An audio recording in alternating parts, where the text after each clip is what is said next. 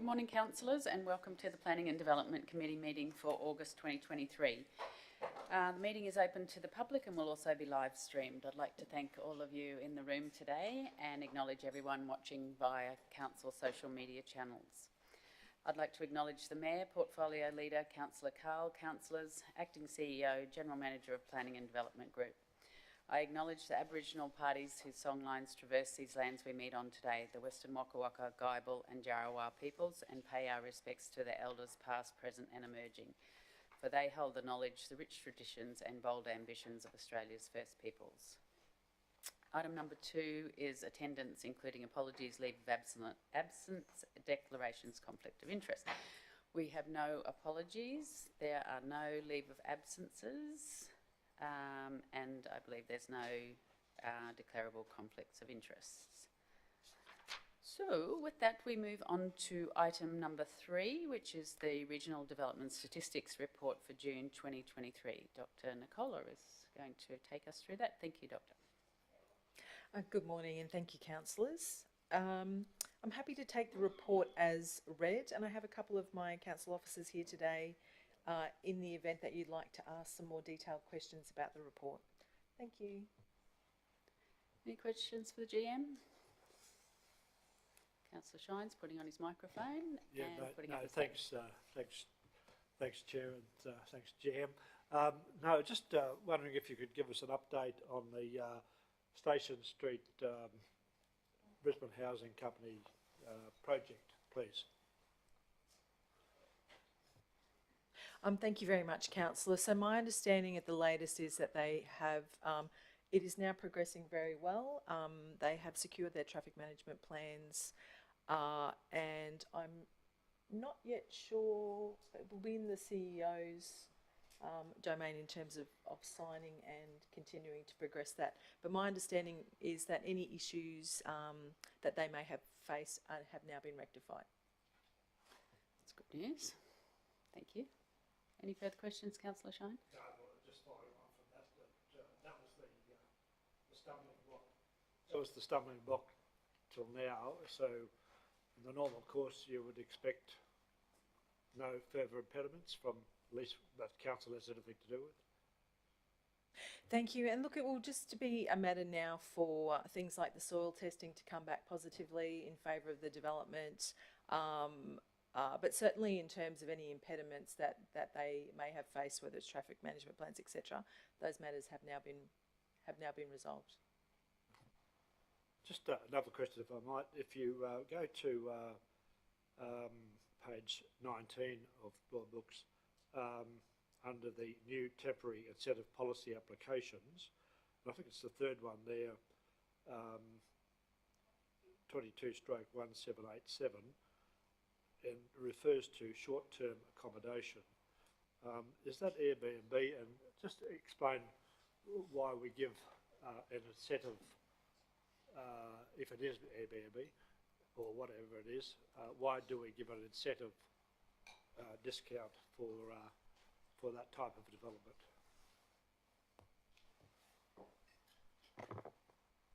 Through the chair. So that part of the report is applications made to council, not applications approved. Yeah. So you'll see there that there's, I can't remember what the top one was, but there's a duplex and then the short-term accommodation. So the policy itself says for multi-res and duplexes, not short-term accommodation. So in that particular one, we're still assessing, so I can't really tell you much about that application because we don't want to fetter that process. Right. But the actual, what the policy says is for basically units and duplexes. Right. It doesn't extend through to short-term accommodation. Well, they could, if you built 4 units and made them Airbnb, that would qualify in that case.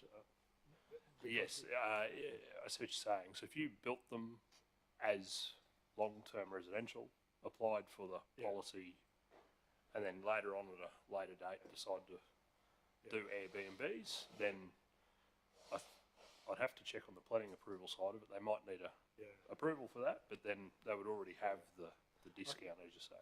I just raise it because I think it would come as a surprise to councillors that I don't think we had it in mind to subsidise Airbnb applications. No, and so we can't help who makes an application. Oh, Yeah, anyone can make an application. It might not be approved, maybe, but in terms of what we look at is we assess it against the policy, Yeah. That, and the policy has in it, multiple dwellings or duplexes, not short-term accommodation. So no, that's right. It's, well, obviously it's highlighted because it was termed to be short-term accommodation in the application itself. yeah. But did that policy of ours have a duration of 12 months? That's no, not so correct. that policy had a 2-year 2 years. and 3.5 million cap. Okay. So whichever expires first. So it's got the best part of another year to go. Yeah, that's right. It's basically got No, thank you. Councillor Carol Taylor? Thank you, Madam Chair. And in light of what Councillor Shine has just highlighted, perhaps that policy could come back to us and we could put a clause in there such that when we allow rate discounts to not-for-profits, that should it be used for another purpose, then perhaps the planning fees become payable. Is that possible to do that? Should the use change, that the discount, Should the use change discount rather be- than that the discount be payable? no, that is a different different policy. So with the not-for-profit and was it health, like HPI, it's a deferral. So when they on-sell it later, then the charge becomes payable if the use isn't in line with that. With this one, it's a discount. So it'd be hard to, because basically the charge is waived, it'd be hard to. So if I might just have a follow-up, what's actually happening here is the people who are actually honest with what they want to do with it will be assessed in a different way to someone who may do that at a later date. So perhaps we need to put our minds to that. Thank you. Dr. Nicola, can I ask sort of in line a bit with Councillor Shine's question? So the SEQRP, the regional plan, came out last week, I think it was, with targets about the number of dwellings that we need to have in this area, in this region. And I think it's something like nearly 30,000, 29,400 dwellings that we need. So if that's 1,340 dwellings for the next 22 years, right? And part of that target is that 20% of that has to be affordable and social housing. So, how are we going to achieve the number of dwellings that we have, in particularly if 40%, if there's a split 40-60 in terms of medium density, how are we going to do that? How are we going to achieve the social and affordable housing targets? And it's just such a huge question.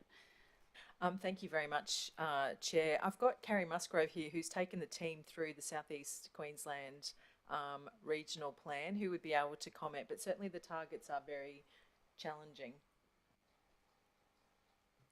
Thanks, Carrie. Thank you. And I'll just give a bit of a brief overview about the SEQ regional plan. And then I'm happy to talk about the specific questions that have been raised. So there's some pretty substantial targets as far as growth, not just in Toowoomba but right across SEQ. In fact, as far as the Toowoomba region goes, we've actually got off fairly lightly compared to some of the other councils who are looking at growth in the hundreds of thousands of dwellings. So under our growth plan, we had identified that we'd be looking at around that 66,000 additional people. The SEQ regional plan has a higher rate than that, so they've got us at 77,000 people, so it's about 11,000 additional, which in the greater scheme of things is really neither here nor there, I guess. The big thing with the SEQ regional plan, and I foreshadowed this a few meetings ago when I spoke to you, is that they have diversity targets, and as the Madam Chair has rightly pointed out, they also have social and affordable housing targets. So that's where a lot of councils will struggle. And look, it's going to be a difficult one for Toowoomba region because we need to, the very short answer is we need to decrease the percentage of detached dwellings and we need to increase the percentage of attached dwellings. So the SEQ regional plan has a term that they call gentle density. They've walked away from terms like infill and things like that, and they're calling it gentle density. And their definition of gentle density is, you know, in the suburbs, you know, every fourth or fifth house might be developed into, you know, some units, 2-story, 3-story units or duplexes, that sort of thing. And they also talk about increased urban densities around centres and places where there's good public transport. So the problem that Toowoomba is going to have is that I have a strong feeling that the gentle density in the suburbs is not going to be particularly well accepted. And we have, at the planning scheme team, have already, we're already well down this track, well before the SEQ regional plan came out. So our density is going to be very much in the new planning scheme based around nodes, so based around the centres, based around public transport. I don't think our community will really accept units popping up in their established neighbourhood areas. So I think that's one of the first pieces of feedback we'll be giving back to the state government. And yeah, we're really going to be working on building that attached housing product where it can be supported by walking distance to centres and walking distance to public transport such that it is. Thank you. I've got a couple of questions for Councillor Summerfield and then Councillor Bonhoff. Thank you, Madam Chair. This is a very difficult one. We do not want to lose the character of our region, and why should we, is my question. Why should we lose our character? Because they want to continue to increase the population of Australia and drive people here. I understand people leaving Victoria to come to live in Queensland. Goodness me, who'd live there at the moment. But I just don't think it's right that our character be destroyed because all these people continue to come to our region. Sure, we welcome people coming here, but let's not lose our character and the reason why we live here now purely because there's a population drive. I just think it's wrong. This country should be doing, and I'm going broad now, but I'm passionate about it. This country should be manufacturing, not driving its economy based on increased population. This is what we're doing and have been doing for a couple of decades now, and it's the wrong thing for the economy of our country, and it's to the detriment of communities like ours, with all of these people coming here because of this population drive, instead of making things, building things so that we drive our economy in that way instead of relying on all these other countries for all the manufacturing. We've got the whole thing wrong, and it's at the cost of our communities and the character of our communities and what we desire in our communities. It's a question, Councillor Summerfield? No question at all. Councillor Bonhoff? Thanks, Madam Chair. I've got two questions, if I might, Madam Chair. The first is, so my understanding, this is the South East Queensland Regional Plan, it's the draft, and it's calling for submissions. Will Council be making a submission? Yeah, the GM's is going to you, comment on that. Councillor. Thank you. Yeah, and the time frames. So the submission date for the state is the 9th of October. What that means is in September we'll bring you a council information session so that you have information about what the response is likely to be, and then we'll be bringing that back through the committee and then ordinary council processes for September. So for us it's quite a tight time frame because our meetings are held earlier in the month. Okay, thank you. And then my second question, if I might, Madam Chair. So I had a read of the draft plan, and Carrie, I think your point is well made about like Toowoomba really getting off a little bit lightly compared to some of the others, and I think particularly of Ipswich and Logan. I think their populations are doubling. That's the projection, and then Noosa, well, Councillor Taylor sent an article about Noosa's reaction and sort of taking it out of local government hands into the state government hands about the planning projections. So you made a comment about you question whether residents would accept the increased density and heights in suburbia to meet that gentle density target. What sort of powers would the state have to enforce the affordable housing and the mixture of housing? How does that actually work? Affordable housing, accessible housing in that, suitable for people in wheelchairs or for people on walkers. These are matters that we're already including in our new planning scheme because it's important that we provide housing that meets the needs of our community. So we already were intending to include those targets in our planning scheme. When it comes to social housing, a lot of that is provided, often it's state development that does that. So it's not generally an area that local governments play in. So one of my questions to the state is, how are we expected to monitor and allow for social housing? But certainly there are provisions that we can put in that deal with accessibility, that deal with affordability, and different other models. And for example, the state government, when I worked in Economic Development Queensland, in every PDA, any unit development, 10% of those units need to be accessible. And in particular areas, they had targets about affordability as well, based on, the mean rent rate or buy rate. So there's mechanisms to do it. I guess my mind was thinking there's always carrots and sticks, punishments and incentives, but potentially, I suppose, it is the state's decision whether or not they endorse any of our plans, so they could just hold off endorsing it until we do meet the targets that they want. I'm just curious about how they enforce down the track but these things that they're talking about and how that will actually play out on the ground for us as local government. Yeah, through you, Madam Chair. So the SEQ regional plan is monitored by a growth monitoring program. So it'll probably be a couple of years until we have to report on it, but I've already had this conversation with the state. They just we're not going to overnight, especially without a new planning scheme, suddenly go from zero to hero when it comes to attached housing. But we need to be able to show that we're working towards it. So that's one of the first things that we need to be able to do. And the other thing is that we do have a new planning scheme, and as you've quite rightly pointed out, Councillor Rebecca, it does need to get approved by the state government. And if we and one of the things we have to demonstrate that we've done, we have to comply with all the state interests. We also have to demonstrate that we're complying with the SEQ regional plan. So we can't, they're certainly asking for feedback, and we will be providing that feedback. But once this document becomes a final document, our duty as an authority working within the framework, we need to be able to demonstrate that we're complying with it. Councillor Carol Taylor. Thank you, Carrie. Yeah.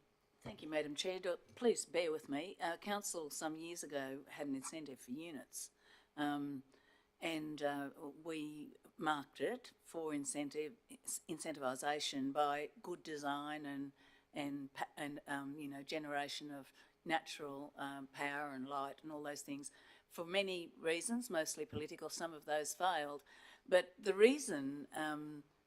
Firstly, I agree that we, with Councillor Summerfield and with the Mayor and people of Noosa, that we need to do whatever we need to do to try to maintain our amenity here, particularly in our older suburbs, leafy suburbs. It's the reason that we want to live here. But there are reasons that our community pushes back on units. And you only have to go, in the planning scheme, we had X number of parks. We've got cars all over the streets where there's a proliferation of units, and it's changed neighbourhoods, and we've had in some areas too many duplexes in one street, which has changed neighbourhoods, and yet where I live now, you can go and see some multiple dwellings, and they're so beautifully done, and they've got enough parking interior to their site, and they've got good design, and they come on the market and they're sold in no time at all. So I suppose that my question to you is there some way that we can try to, the reason we put the number of parks that were allowed in our planning scheme nowhere near enough. If you go out at Drayton, where that first lot, big lot of multiple, they've got a wide road reserve, which is really, really good, luckily, because each unit's probably got 3 or 4 cars. So they're all out on the street. So is there some way that we can tighten up our requirements for units?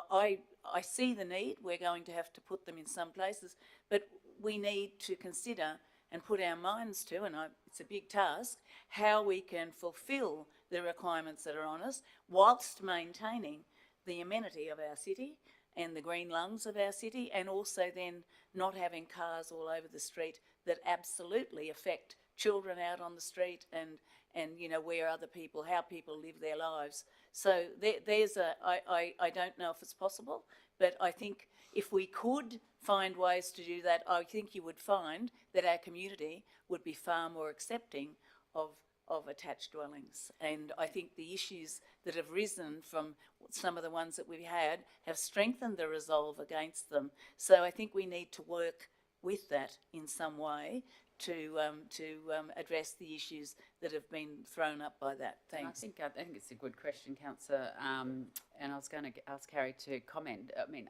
I think everyone would be struggling with the fear of losing their amenity, no matter where they live, wouldn't they? So, you know, there must be ways, whether it's with the car parking, to address that. Yeah, so the intent is to get good design. In fact, it's to get excellent design. The problem with our medium density code at the moment is it's 59 pages long. It's very confusing. It contradicts each other. And as a result, we're really not getting very many applications for multiple dwellings because people just see it as too difficult. I certainly understand the car parking issue.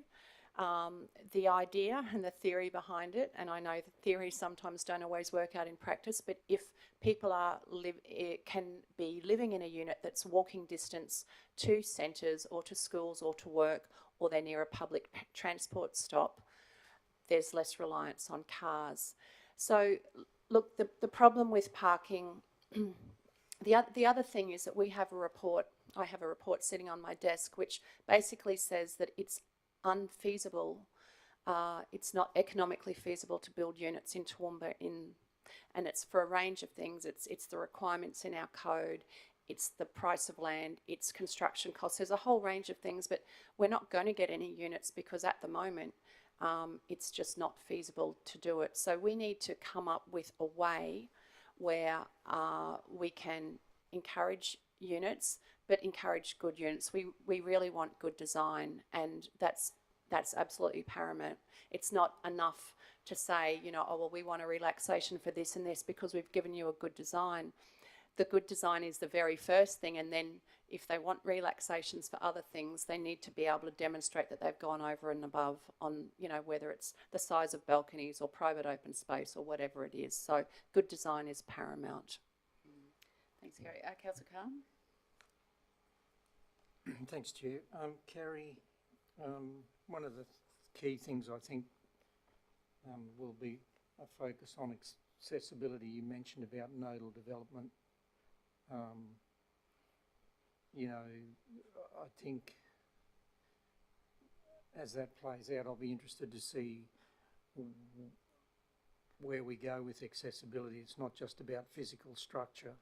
Accessibility, and particularly for people at risk, where we have social and affordable housing development, are often stuck out in the boonies somewhere and don't have the luxury of a second car or even a first car. They're disconnected from public transport. So that's going to be an issue, and the reason why I raise it is because if it's going to be state development driving some of this, my understanding is they don't need to meet some of the requirements that other developers do, be it around infrastructure charges or where they decide to put a development, it's exempt from some things. So I'm interested to see how we develop up a package in our new planning scheme around accessibility and what that actually means. Obviously along with design, but otherwise we will end up with sprawl, in my view. So for me, that's a key thing for us to look at, and how we define that and how we set some direction. Obviously the state departments don't want to work in direct contravention to local governments, but if we spell it out clearly, we mitigate the risk of developments being inappropriately positioned. Madam Chair, if I may, Councillor Carl has quite rightly pointed out that when the state come in, they often do it through a ministerial designation, which means they circumnavigate the requirements of our planning scheme and will produce a product that suits the needs of what they're trying to achieve, not necessarily the requirements that are in our planning scheme. And car parking and density are two of those aspects that are sometimes different to our own planning scheme. But that's the state. They're providing the social housing, and there's not very much that we can do about it. But we can control how the rest of the land develops, not just the state government land. So I'll just reiterate again, our focus is going to be on good design and good outcomes. Just one last quick question before I finish. Sorry, it's gone on it's really good discussion, but it's gone on fairly long. Just that sort of drawbridge mentality where we can stop people coming, that's not possible, is it? Well, I think the horse has already bolted. I think last year we had 3,400 odd people who moved to the Toowoomba region, and that's just going to keep going. So we can't stop people from coming, and certainly if we tried to, I think the people who are developing land in our area would scream blue murder, because we're starting to affect livelihoods. And look, we've got this wonderful, enviable climate. We've got great economic opportunities. We've got an international airport. We're going to have beautiful, fantastic rail connections. Toowoomba is on the cusp of something great. We just need to be able to manage that growth so that we don't lose the lifestyle that we've all really, which is one of the reasons many people move here. So, but it's a challenge. We have to be able to balance the needs of people, employment, housing, but also the environment and the economy. So it's not an easy job, but we're certainly up for the task, I think. Well said, Carrie. Thank you. Okay, Councillor Shine. Yeah, no, thanks, Chair. Just interesting discussion this morning, which probably wasn't in the committee reports, but nevertheless I think it has to be held. A little bit of history though, Councillor Summerfield raised about these, Victorians coming up and flooding the joint, and not quite your words, but but the fault goes back to Sir Joh Bjelke-Petersen when he abolished probate duties. That's when they all came up in the 70s. So you've really got to go to the root of the problem in this state. But I think, as Carrie just mentioned, on the one hand we have our TISB hat on, our Chamber of Commerce hat on, we have our jobs hat on, and we welcome the inflow of new people into town because they create the demand for economic activity and jobs. And with the Inland Rail coming, everyone's in favour of that. The transport hub and all the rest of it, the north-south highway, whichever way you look at that, is there to cater for thousands and thousands of new workers going to work in that estate and all that sort of thing. So it's inevitable that this city will have those sort of challenges. I want to retain the leafy suburbs, but I also want the workers who are going to do the coffee making, the baristas, the nurses, the people that service us in town, they've got to live within an accessible distance of that as well. I think one thing that we should be looking at in the long term is where that light rail hopefully one day will go from the hospital out to Drayton and allow our units perhaps at stations along the way, something like that, something to be thought about. Could I just take us back though to the report, which on page 11, just a query. It refers to a total of 878 new lots were approved last year and 416 new lots sealed. Could you just explain the difference between new lots approved and lots sealed? Is the number, which is, you know, half lots sealed, half that approved, does that indicate a drastic slowing down of number of units that are going to be available, or is that just normal to have that difference? That's page 11. Through the chair, thanks, Councillor. I had a feeling you might ask this question, so I've prepared a chart that I think Kirsten's got in her emails.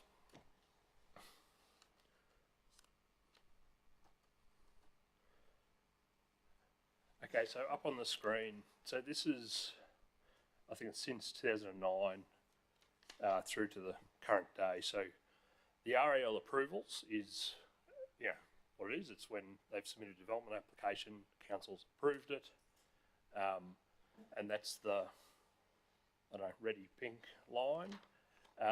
Sealed is the opposite, like the lot creation end, so that's when the lots hit the market. So It follows the approval. yeah, follows the approval. So yeah, and this stat is when we endorse it just before it goes to the titles office. So as you can see, over time, the two numbers do follow a bit of a pattern, and obviously the seals lag the approvals. You can see the peaks, there's a couple of year lag. Currently, as you rightly point out, so one thing to add is the 2023 figure is year to date, not financial year. And all those stats are year to date, whereas the stats you had up on in the report were financial year. So so far this year has been a little bit of a slowing in both. I know we have an awful lot of construction still going on, so there's still lots in the pipeline per se. And as you can say, approvals really peaked in 2022. So there will be a flow-on effect of that to come, where as they get finance, build it, and all that sort of stuff. So I think it is, a little bit unusual. It's a bit quieter, but I think it'll flow through the market still. Yeah, I think at that meeting last week at Mark McCrinnell, I think we were saying that General Manager might have been saying that we're sort of producing around about 800 new lots onto the market each year. Yeah, so so these figures here, the blue numbers are the lots per year. So that was an averaged figure, and as you can see, it ranges widely. I think 690 was the actual figure. So some years we get 200, some years we get 1,000, and it does range widely either side of it. So, but yeah, 159 year to date's slow. It'd be interesting to see what the second half of this year produces. That's something that I can have a look on what I can forecast, but at the end of the day, there's development cycles that developers aren't always in a rush to seal things. Often they are. Yeah. Often there's construction problems. So yeah, it's hard to go, that one will be in December, because they might have a 3-month delay and it bumps it into next year. It's really up to the developers to force the pace as opposed to council. Yes, yeah, that's right. Encouraging. I do have a similar chart for units as well. Actually, I probably didn't think about that. I'm not driving, and Kirsten's got to drive. So if you go to the top right of the chart, Kirsten, there'll be a little filter symbol, I think. That one, yep. So if you turn off the two that are on and turn on the two that are directly below it and hit apply. So this is this same chart for units, essentially. So we've got, obviously there was a rather large approval peak in the 2014 year, and then the construction of those flowed in the years after. So as you can see, our current approvals ceiling is at a historical low, I would suggest. Interesting enough, this calendar year we have had approvals tick up, and that has been noticeable in, you know, the applications coming in. My theory is that that's probably associated with the medium res incentives, that they're trying to come in on that, and potentially land values have just come up enough that between the two, you know, the incentive and the land value, that's making them, you know, financially viable again. Just on the knowing what's coming, that we have got that lots in assessment and construction pipeline, that chart that's included in the report there, which is a Yeah, and I think it's Thank I can't recollect off the top of my head, but somewhere in that 1,500 lots. 1579. Yeah. Yeah, it seems to be fairly, like, it does go up and down a little bit, but it's roughly on that quite Around that, consistently. yeah. Okay. Thank you, Adam. The Mayor. Thanks, Madam Chair. Sort of, it's the next. You've probably got a slide for this one as well, as far as dwellings is concerned, I reckon, Adam, given where you've gone so far. But just with that the last sentence of that page, or second last sentence, talking about 777 dwellings over the last financial year and 80 units, given the projection for the SEQ plan is roughly 1,300 per year, so the next 23 years. And this is a comment it's a chorus that's been made right across all local governments, not just in SEQ, but elsewhere around the cost for local government to have infrastructure to enable this to happen. And that, to me, is the greatest challenge for local government, right? The design and what have you, we can manage, but it's actually getting to a stage where this can happen. So part of the submission, I'm sure, will be the same across all local governments, SEQ, around, you know, funding for trunk infrastructure to enable this to happen. And we can be the solution to the South East Queensland's problems for a lot of this. It comes down to design and all those sorts of things. But and noting this as a draft, a very ambitious target of a straight line 1,300 dwellings per year, and we were 777 with a challenge on building materials and what have you, which Ipswich isn't too far from us, and they're doubling their population. That's the sort of submissions I think we should consider when we get to have that session. So it's really just a comment more than anything, but I think that trunk infrastructure seems to be the same chorus being said right across the state. Yep. And I don't have a chart, unfortunately. I had thought about it a few weeks ago and never did it up. But the one thing to note, I feel, is probably at the moment we don't have a lot of builders moving around the state. You know, so historically we've had far more than the 1,300 in a particular year. And that's because we do have a lot of Gold Coast or Brisbane builders coming to the region because that's where the work is. You know, and at the moment I don't feel like that, and that industry capacity to build is something that, you know, it might be about 1,000 or it might be 1,300. Like we're not too sure, but obviously we're probably at the limit of the local industry because they've been flat out. They've probably been a bit inefficient in terms of products and labour and those things, so they might have some more, you know, in the bag in terms of that, and they're working hard, but they're not, because they don't have trusses or they don't have things, they can't finish houses as quickly as they used to be able to. So I think there is still a bit of room there, but while everywhere's busy, we're not getting a lot of that workforce. And it did come up in the Development Industry Reference Group meeting yesterday that there are only a certain number of builders that are registered to produce that high-end product, and we don't have any of those. I think was it here in the area? So that was a discussion about the multi-floor.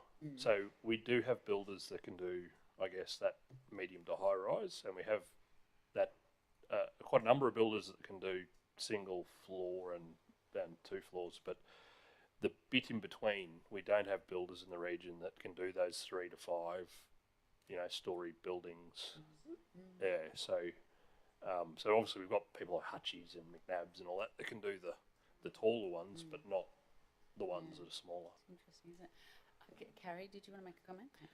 Just really quickly, in response to the Mayor's point about the infrastructure charges, I just wanted to make the point that when we build in our established urban areas, the cost of providing the infrastructure is about a quarter of what it costs to put infrastructure in the greenfield areas. So I know that attached housing is not the panacea and it's not necessarily the answer, but we need to do it, we need to provide it, and it's actually going to be a cost-effective way to provide new dwellings in the Toowoomba region.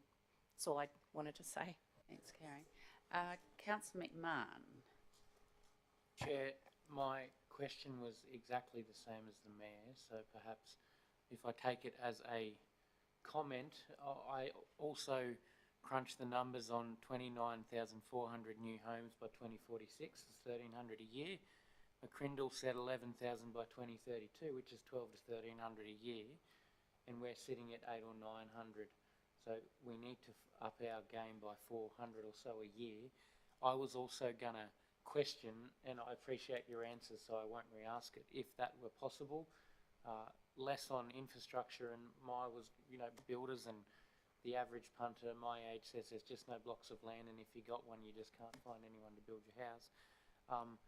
And that's there's an interesting little box at the end of the growth plan, and I take your point about the gentle density, the introduction of high amenity areas, and you said we're going to go to the nodes framework to support increased density in the most appropriate location. So if we're saying greenfield is off the table, we seriously need more blocks, more houses than what we're putting out at the moment. Is this going to see the start of the CBD or other nodes as very high density? And I appreciate there's been a lot of commentary around that. And so unless you have anything more to add, I'll just leave it as a comment. But I know we ticked the rapid growth in the new growth plan, and I know it's on the high growth plan levels, but I still want to see some more assurance that we can reach those kind of numbers year after year for the next 10 or 20 years. We will be able to achieve those densities from a theoretical perspective. So think about both of the hospitals, the Base and the New Bailey Henderson Hospital. So around those sorts of employment nodes, we would expect to see medium to high density residential, so that doctors, nurses, and the people who work in the cafeteria can work and live close to where they work. Likewise, in the CBD, this area here in South Toowoomba is a classic example where most of it, there's very little heritage value. Most of it's one-storey land consumptive uses, yet it's 400 to 600 metres walk to the CBD. So that's a classic area where we could easily achieve some density and some height. It's not going to be impacting on neighbourhood character. It's not going to be impacting on our heritage values, yet it's going to be solving a problem with diversity, affordability, and access to facilities. So that's the sort of thing that I'm talking about, Councillor O'Shea. Oh, sorry. Oh, my goodness. I'm so sorry. No, that's all right. I'm happy to think I look like that. Just having a chat at the homeless expo yesterday. Don't ever worry about that, by the way. I'm not saying. It was interesting talking to we did the tour down to Ipswich for those kind of smaller houses, and reaffirming that conversation with the charity, and I can't remember their name, they're up from Brisbane, who deal with females in the kind of 50 plus category at the highest risk of homelessness, who don't want a 4 and 2 in the greenfield site, and that high density is kind of what we're so avidly missing, especially when that's the kind of market experiencing homelessness. So thanks very much. Councillor Carl, you're going to move that report. I can do. Just a quick comment. I want to echo the Mayor's comments about affordability.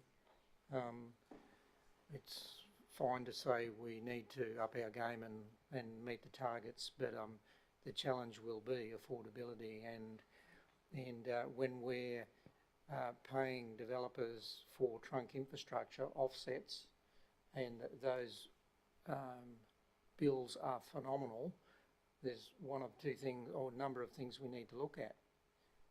Rationally look at our affordability on how many growth fronts we can afford.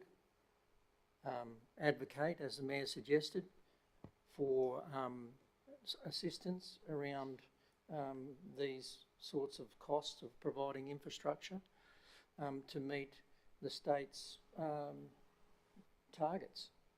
I mean, it's not rocket science.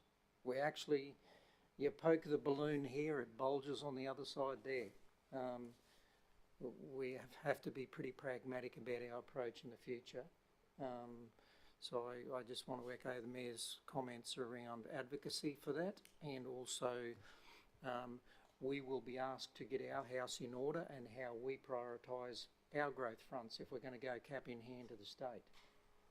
And Carrie has mentioned one lever that we can pull in attaining some of those figures at a third of the price around infill for the provision of infrastructure.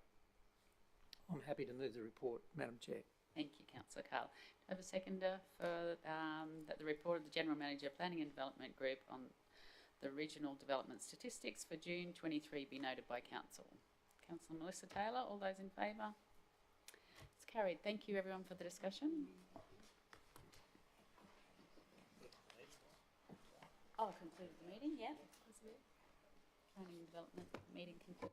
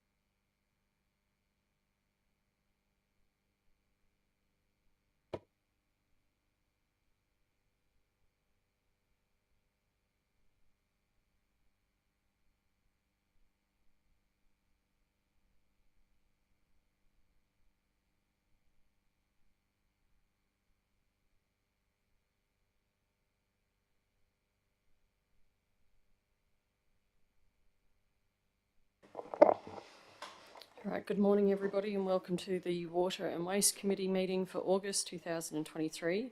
This meeting is open to the public and will also be live streamed. I'd like to thank everybody who's in the room today and acknowledge everybody and anybody who's watching via Council's social media channels. I acknowledge the Mayor, Councillor McDonald, Portfolio Leader Councillor Summerfield and all my council colleagues as well as staff and visitors who are in the room.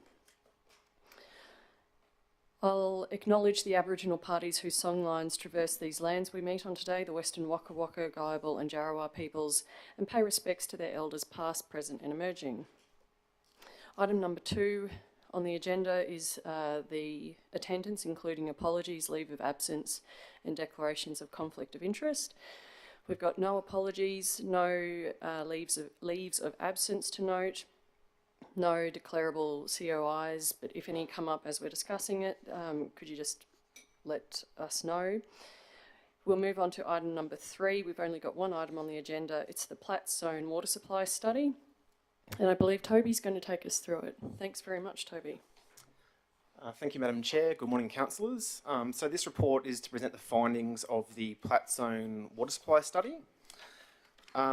The study was to prepare a calibrated water supply model for the Platts Water Supply Zone to assess the ability of the network to cope with existing and future growth and to develop augmentation strategies to resolve any deficiencies that were identified in the network. The study found that there were generally sufficient capacity to cater for the anticipated future growth. There were a few deficiencies that were identified in the existing network, and these were generally some quite small isolated pockets where there are either slightly lower than anticipated pressure or slightly higher. So the augmentation strategies proposed to resolve these deficiencies for the existing planning horizon came to a total of approximately $235,000. There were then some additional deficiencies identified in future scenarios when we started applying additional growth to the network. This came to a total of $675,000, so relatively low for a water supply zone of this size. So the recommendation of this report is for the Platt Zone Water Supply Study to be endorsed by Council, and that will enable us to use the report for the formulation of future capital works planning, and also to inform the local government infrastructure plan. Okay, thanks very much, Toby. Questions, councillors? Councillor Summerfield. Thank you, Chair. Thanks, Toby. So just reading this report, I noticed the financial implications, and the one was for the 235,500, which I gathered from the report is for right now.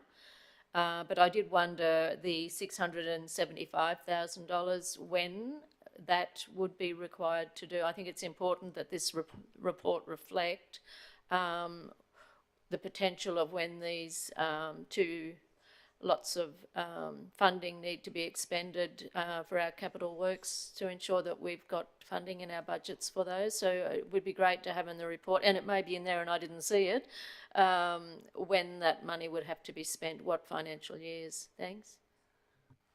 So the 235,000, so it's listed for existing at the moment. So in the report it's listed as 2022. That's just because that's the timing that the demands were, I suppose, extracted from.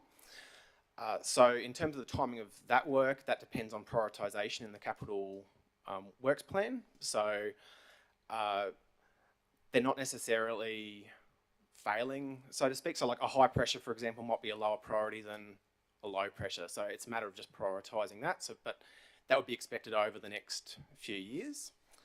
In the terms of the $675,000, I believe in 2046 there was $285,000, and in 2061 $390,000. So with these planning studies, we go up in 5-year cohorts, so that aligns with what planning use for the LGIP and so forth.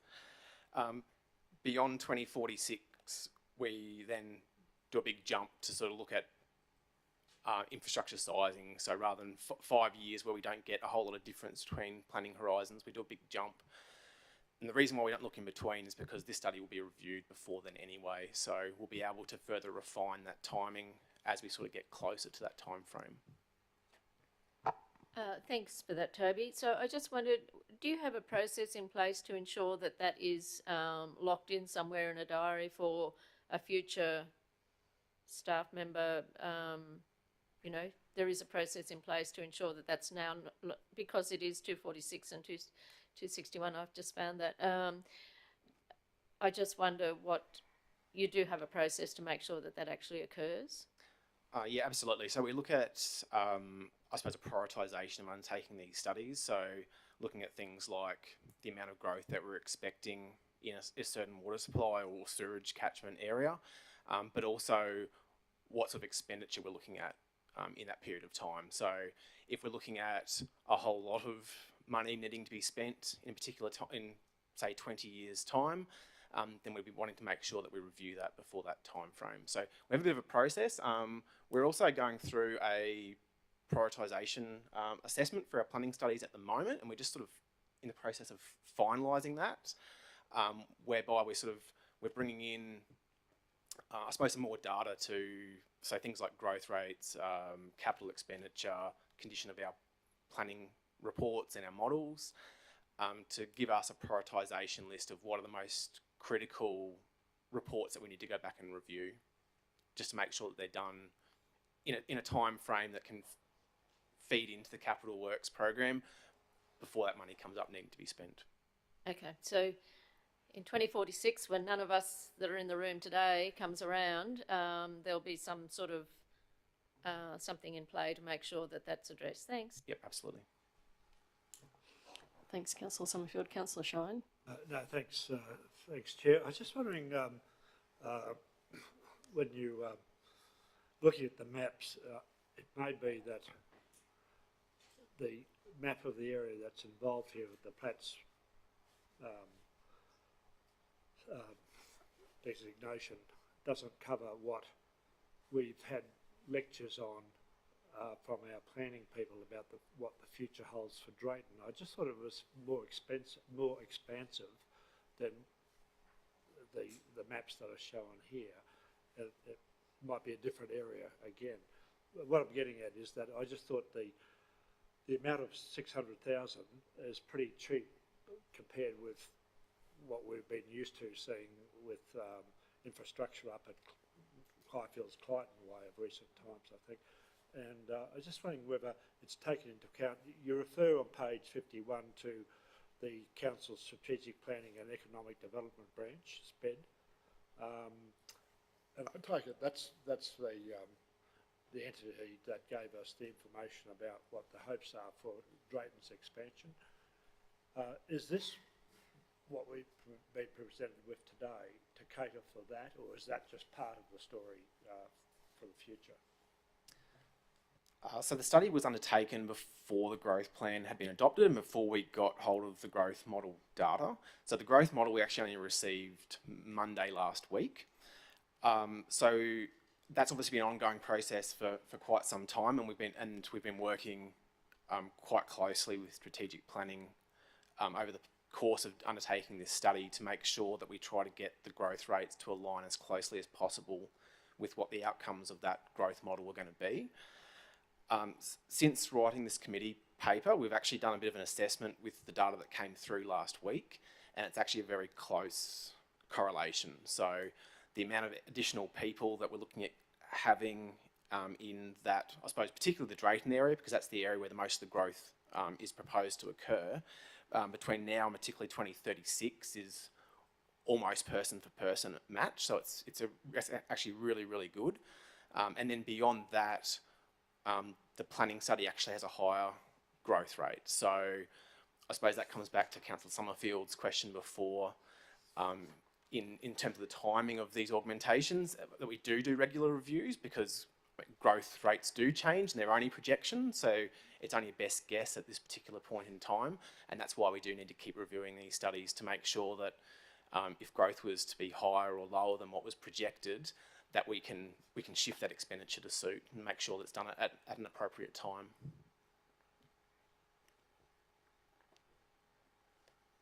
Thanks, Councillor Shine. Any further questions, councillors? If not, there is a recommendation before us. The council endorsed the Platts Zone Water Supply Study Planning Report, January 2023, and the report be used in the formulation of future capital works plans and informing the local government infrastructure plan. Do I have a mover for that? Councillor Summerfield, a seconder. Councillor Melissa Taylor. All of those in favour? That's carried.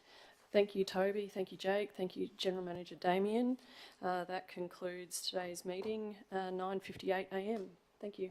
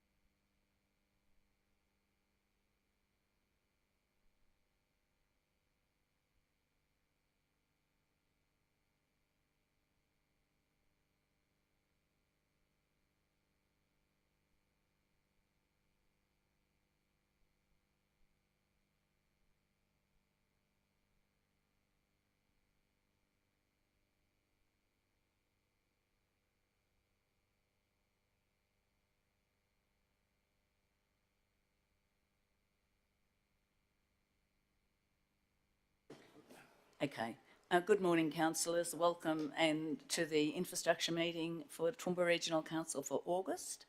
Meeting's open to the public and is also being live streamed, and I welcome everyone who's watching today.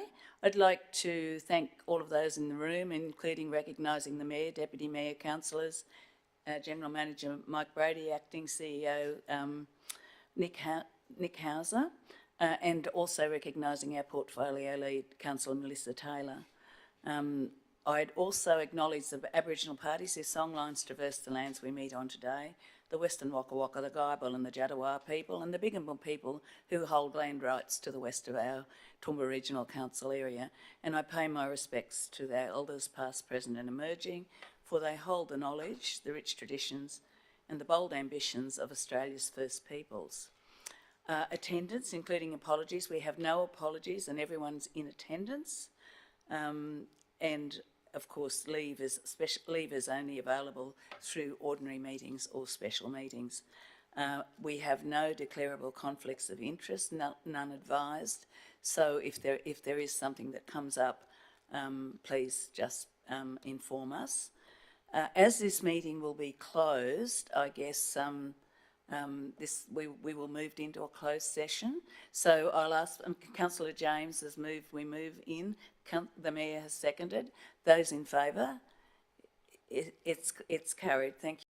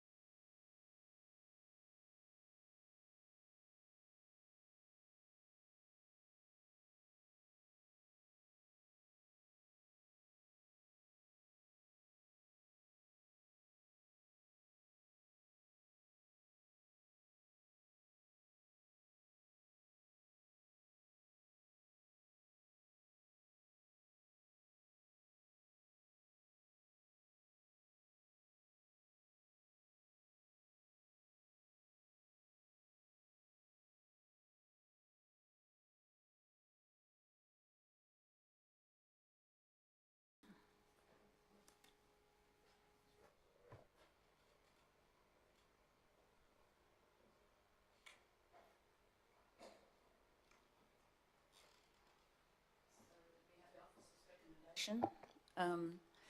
Councillor Summerfield? Madam Chair, I'd like to move an alternate recommendation, please.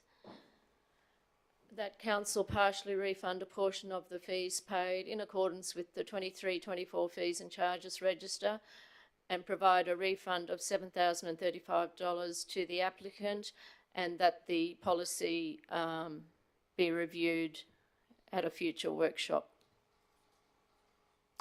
It's moved Councillor Summerfield, seconded Councillor James O'Shea. Any questions, any debate?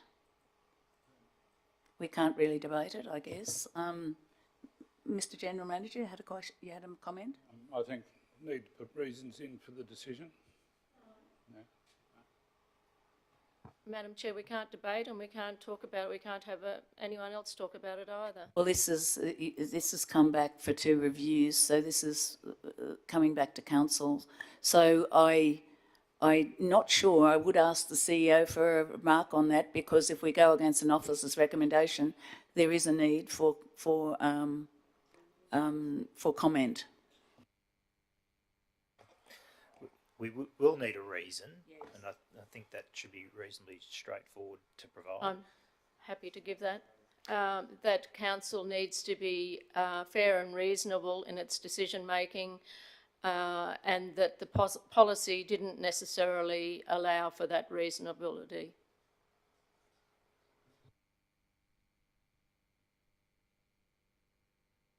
So, councillors, I have if there's no debate, I have a motion moved by Councillor Summerfield and seconded by Councillor O'Shea.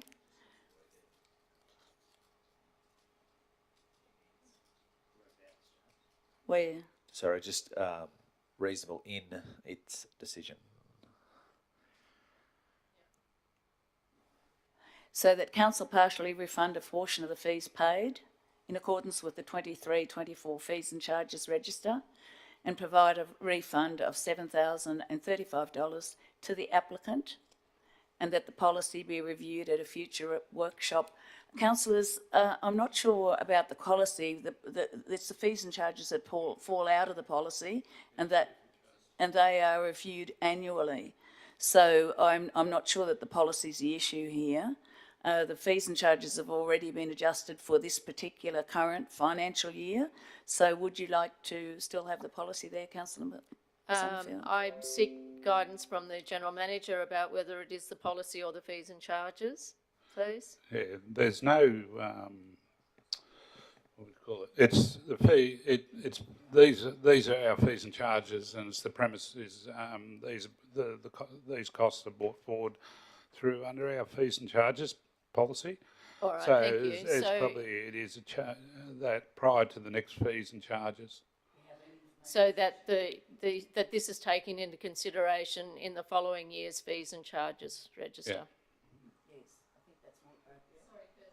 Kirsty, and that this be taken into consideration in next year's fees and charges register, removing the policy bit. Thank you. I think that's more appropriate, yeah. Yeah, and then remove that. Thank you. Mayor? Madam Chair, can we just check the first part before the paragraph?